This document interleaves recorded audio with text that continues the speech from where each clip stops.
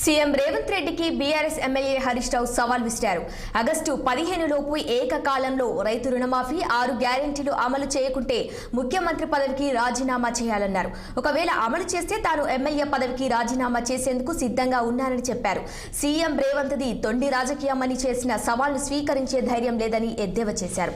సవాల్ అంశాలపై అసెంబ్లీ ముందున్న అమరవీరుల స్తూపం వద్దకు చర్చకు రావాలని సీఎం రేవంత్ కు సవాల్ విసిరారు.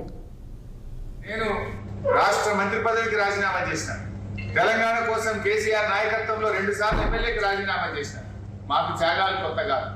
తెలంగాణ ప్రజలకు మేలైందంటే అంతకంటే సంతోషం మాకు ఇంకోటి లేదు. ఆగస్టు 15వ తేదీలో అమలు చేయి, నేను రాజీనామా చేసి ఎన్నికలకు కూడా దూరంగా ఉంటా. సోనియా గాంధీ స్వయంగా ప్రజలకు లేఖ రాసింది కదా, ఒక తల్లిగా నేను మాటిస్తున్నాను 100 రోజుల్లో 6 గ్యారెంటీలు అమలు చేస్తామని చెప్పి. మరి మీ సోనియా గాంధీ గారు ఇచ్చిన మాట అమలు చేయండి అని నేను అడుగుతా ఉన్నా. దొంగ తిరుగుడు మాటలు ఎందుకు? బీఆర్ఎస్ పార్టీ అంటే నీకు ఎందుకంత భయం? నువ్వు నేరుగా ప్రజలకు ఇచ్చిన హామీ అమలు చేయి.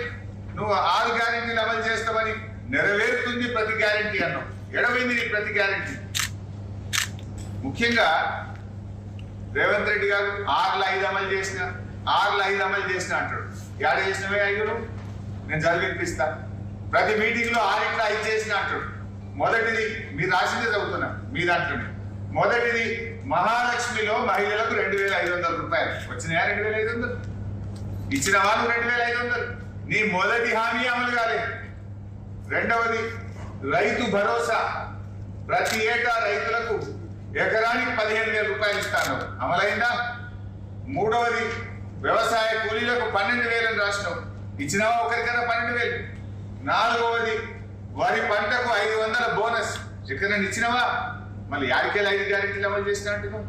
రైతులకు మోసం, మహిళలకు మోసం, పేదలకు మోసం, విద్యార్థులకు, యువకులకు, నిరుద్యోగులకు మోసం. నీ మేనిఫెస్టోలో అడుగడుగున నీ మోసమే.